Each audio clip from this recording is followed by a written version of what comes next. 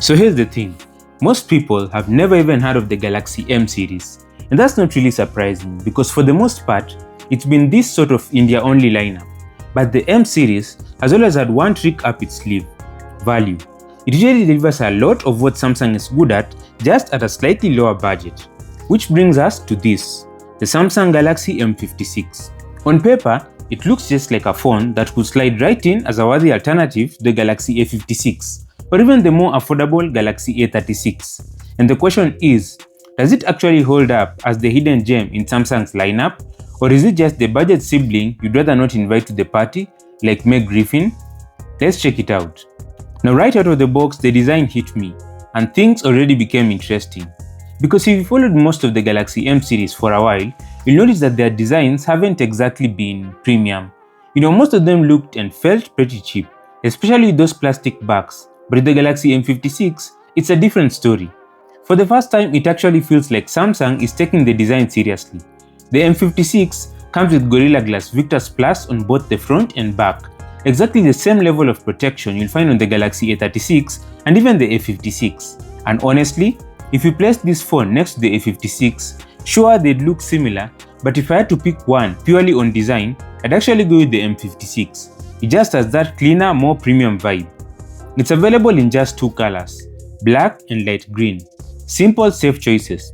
But I couldn't find any mention of water dust resistance. And in 2025, where almost every phone, even the budget ones, has at least some kind of IP rating, that feels like a red flag. A glass sandwich design is great, but without protection, you're always one drop in water or a splash away from disaster. Now the Galaxy M series has always been about performance first. That's their identity.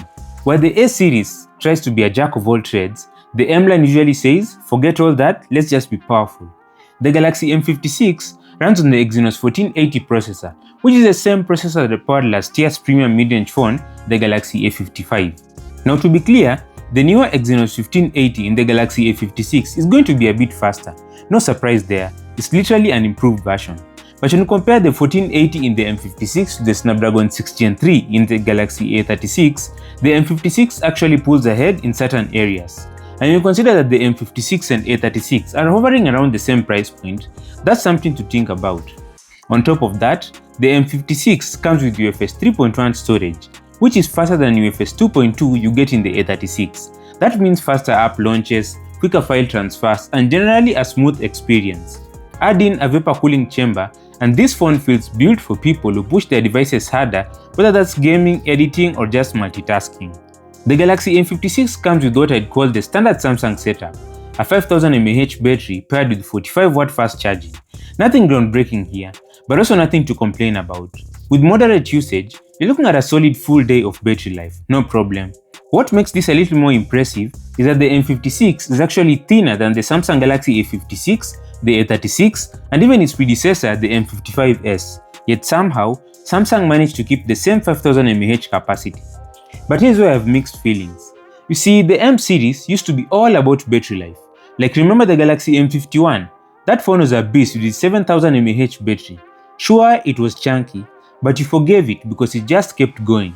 Now imagine this M56, sleeker, thinner, better optimized, packing the same kind of monster battery. That would have been chef's kiss. But instead, Samsung seems to have toned down the M means massive battery philosophy, which feels a little disappointing. Not bad, just could have been better. Now on to one of the highlights, the display. You're getting a big 6.74-inch Super AMOLED panel with a 120Hz refresh rate, and honestly, this thing punches way above its weight class. You can actually see the Super in Super AMOLED here. The colors pop in a way that honestly reminded me of phones that cost twice as much. It's running at 1080 by 2340 pixels, which is sharp enough for just about anything. But it's not just about resolution. This panel is bright, like usable in the direct sunlight bright. And if you ever try to watch TikTok, YouTube, or even just scroll Twitter under the midday sun, you'll know how big of a deal that is. Then there's the design aspect. The bezels are noticeably slimmer on the Galaxy A56, and that makes a real difference in how immersive the screen feels. It is one of those subtle things, but honestly, it's one of the reasons I'd personally pick the M56 over the A56. Samsung nailed the balance here.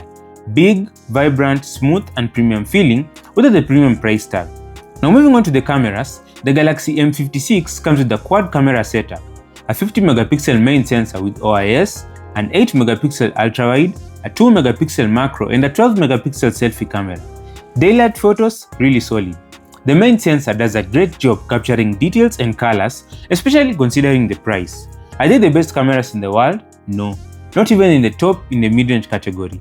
But for casual shooters, social media addicts, or anyone just looking to snap decent photos without breaking the bank, these cameras punch well above their weight. Video follows the same story. You can record 4K at 30 FPS on both the main and selfie cameras, and the footage looks surprisingly smooth. Outdoors, in good lighting, it's a pleasure to use. Indoors, or in low light conditions, you'll notice the difference, of course, but that's expected at this price point. The optical image stabilization on the main camera helps keep things steady. Now let's talk software, which honestly is one of the biggest strengths of any Samsung phone right now. The M56 runs Android 15 with One UI 7, and here's the kicker: it comes with 6 years of software updates. 6 years! That's basically future-proofing your phone in a way that almost no other brands in this segment are offering. One UI 7 is smooth, clean, and highly customizable. You can tweak the look, the feel, the layout, and basically make it your own. From a day-to-day perspective, it just feels polished. Notifications, multitasking, gestures, it all works exactly as you'd expect from Samsung's high-end phones. So here's the bottom line: $300 for the Galaxy M56, and honestly, I'd easily recommend this phone to anyone looking for a solid device in that price range. It's just good for the money. It's a genuine alternative to the Galaxy A36, which sits around the same price, and even a cheaper compelling option as compared to the Galaxy A56. Now, does it lack anything major? Well, aside from the IP rating, not really. It gives you everything you need: great design, solid performance, a fantastic display, capable cameras, and long-term software support. So if you're looking at value, this phone comfortably lands in my list of best budget or mid-range phones of 2025, depending on how you categorize it. But enough from me. What do you think about it? Would you pick the M56 over the A36 or A56? Or is there another phone at this price that has your eye? Thanks for watching. I'm Milan and this is Fuzitech. Subscribe.